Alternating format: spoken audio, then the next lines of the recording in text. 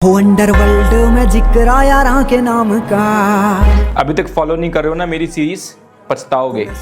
Welcome to day number 5 of complete physics through reels.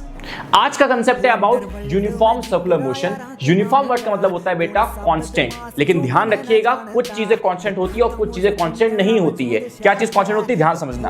Velocity का जो magnitude होता है बेटा वो हर पॉइंट पे सेम होता है, हर पॉइंट पे कांस्टेंट होता है, लेकिन वेलोसिटी की जो डायरेक्शन होती है वो वेरिएबल होती है। कभी इधर जाएगी, कभी ऊपर जाएगी, कभी लेफ्ट जाएगी, कभी नीचे जाएगी। वेलोसिटी डायरेक्शन में वेरिएबल होता है। एग्जैक्टली सेम होता है एक्सेलरेशन के साथ। एक्सेलरेशन भी हर पॉइंट पे कांस्टेंट है इन मैग्नीट्यूड, लेकिन डायरेक्शन कभी ऐसे, कभी लेफ्ट, कभी नीचे, कभी राइट। डायरेक्शन वाइज ये वेरिएबल है।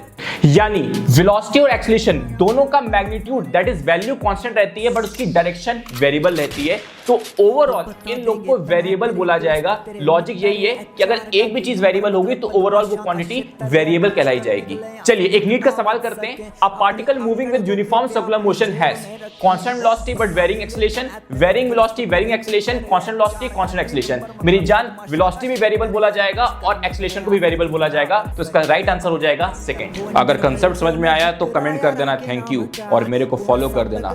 मिलते रहेंगे नई रील में नए ट्रेंड के साथ।